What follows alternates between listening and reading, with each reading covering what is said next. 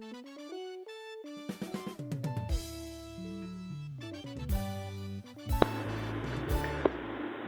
students, I hope you are okay at home,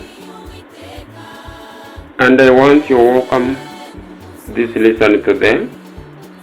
But before we continue, I want you in order to know this lesson, and I'm going to be helping you understand English and the Kinyarwanda.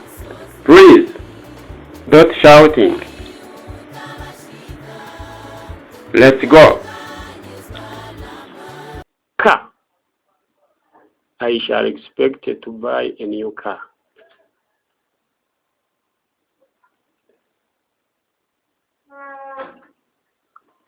I shall expect to buy a new car.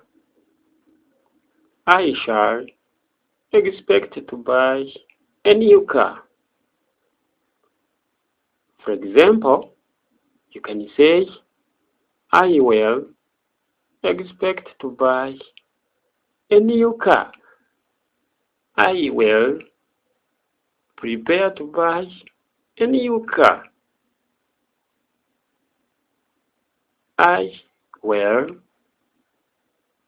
prepare to buy a new car. This is example what you need. If you want to make examples, you can follow this lesson. And you can continue to learn this lesson until the end this video. Niba ushaka kumenya rero, niba ushaka gukora ingero zitandukanye, uzakurikiza iyi video uyirebe uyikurikire paka irangiye, kugeza ubwo irangiye nibwo uzaba ugize icyo utoyemo. Until the end, kugeza igihe ishorejwe, nibwo uzagira iki, uzabona isomo ry'ingenzi rizaba ryuzuye. Hano rero urugero rwabonetse ruravuga ngo I shall expect to buy a new car. Nzateganya kugura imodoka nshya. Urumva rero imodoka nshya ni new car. It is not old. It is not old. You can buy a new car. When you want to buy a car, you can go factory and you can buy it. Don't go to buy old car. Reka kugura imodoka ya ikuze ishaje, ujya kugura inshya kugira ngo umenye uko uzabasha kuyigenzura, nibwo uzamenya ubupfu bwayo. Ariko nugura yashaje, okay, ariyo uzane itwara wagira mu nzira igakwama. Okay, let's go. I shall buy smartphone when I get money. When I get money. Or you can say, I shall buy smartphone when I will get money. Or you can say, when I will get enough money, a lot of money. I don't know if you will get a lot of money, but now you can have at least 50k. You can go to buy all the smartphone in the market. Ushobora kujya kuyigura ushobora kujya kuyigura yakuze ufite 50,000 yakoze urayibona. Ariko but when you need a new smartphone, you can go in the boutique. Yes, nibwo bazaguha inshyashya ivuye mu ruganda, hanyuma ukagira gute nawe ukayikontorora ukamenya ubupfu bwayo. Ariko nugura yakoze ntuzamenya ubupfu ko bwagenze. Uwayigurishije yarakoze ari gihe ashobora no kuyijyana hari akantu k'akadefo yabonyemo akakarabiranya, yamara kukarabiranya yabona wenda gashobora kuzibanganya nk'umunsi ukira, okay, abati inginzayirya, ariko wowe nuyigura igihe gitoya uzarya ute, uzahita ubona ingaruka yayo. Let's go. You will wait your brother. You will wait your brother. You will wait your brother.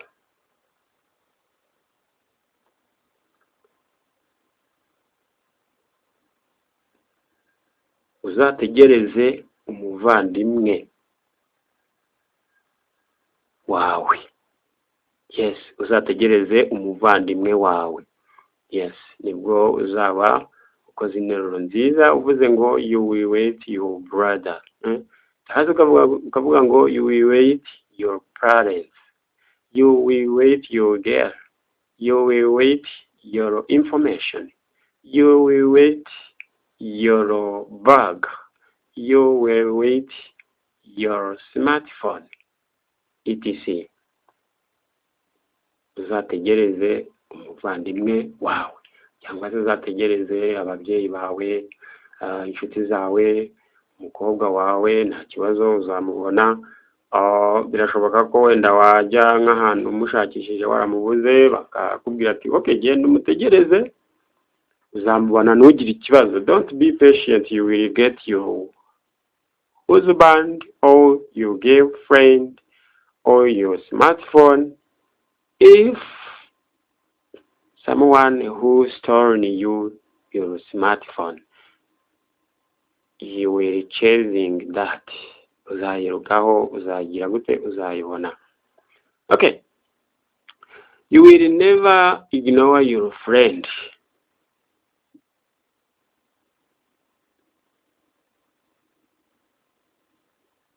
You will never ignore your friend. You will never ignore your parents. Don't ignore your parents. Don't ignore your friend. Don't ignore your husband. Don't ignore n'ibindi. Ntuzagire gute, ntuzirengagize inshuti zawe cyangwa se abavandimwe, umugore, umugabo.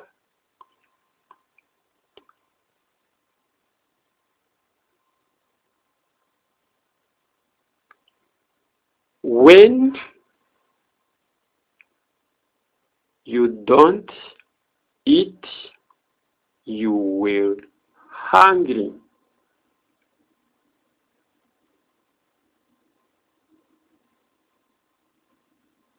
When you don't eat, you will hungry. When you don't eat, you will hungry. Another example, you can say, when you don't eat, you will not smart. You will not have smile. Nukuvuga ngo ntuzigere ugira ute ugaragaza agasura keza, muri wowe uzaba ufite wrinkles mu gahanga. Kubera iki? Kubera utariye. Iyi nero rero ivuga ngo when you don't eat you will hungry. You will be hungry. Yes, ushobora kuvuga ngo when you don't eat you will be hungry, cyangwa se you will be hungry. Uvuga ngo igihe utazaburya uzarakara cyangwa se uzashonza. Yes, uvuga ngo hungry ni ukugira gute, ni ugusonza. Ariko angry ni ukubukaramye mu maso, isura yawe imeze nabi, igaragara ko ifite ikibazo. Angry. Yes. A face wrong, a face no good. Yeah. When you don't eat.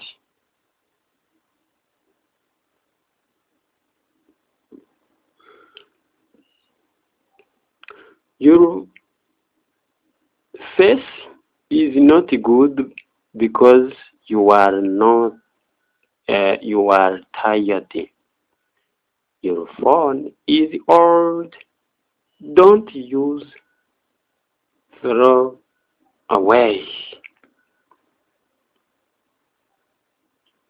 Your face is not good because you are tired. Your face is not good because you are tired.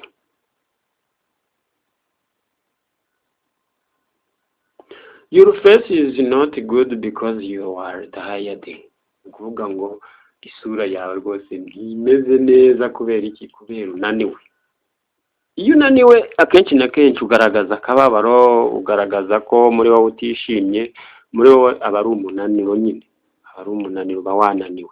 Ni ukuvuga ngo hari ababashatse kuvuga ngo your face is not good because you are tired. Ni ukuvuga ngo uragize gute? Urananiwe. Yes. You did a lot of and you get tired. Ni ukuvuga ngo wakoze byinshi ugira gute? Urananirwa. You did a lot of things and you get tired. Yeah, that's why this sentence is your face is not good because you are tired. Yeah, it is an example. You can use when you want to write different sentence and you can catch that sentence.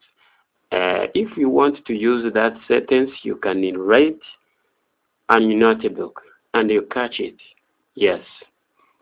Another sentence, your phone is old.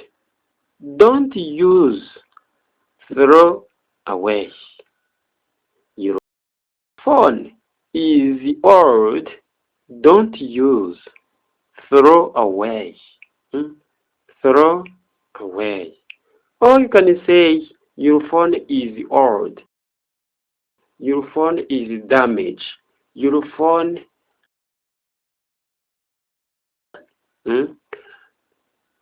I think you can go in the market and to buy another smartphone. Yes. Okay. Nguvuga ngo itumanaho ryawe rirashaje, nuyikoreshe, jugunya rwose, ishobora no kugutera kanseri kubera ishaje. Ikintu iyo gishaje nyine urajugunya. Okay. My phone is not working. Ni ukuvuga ngo itumanaho ryanjye niriri gukora neza, niriri kubasha gukora. Okay, thanks for watching. Thumbs up.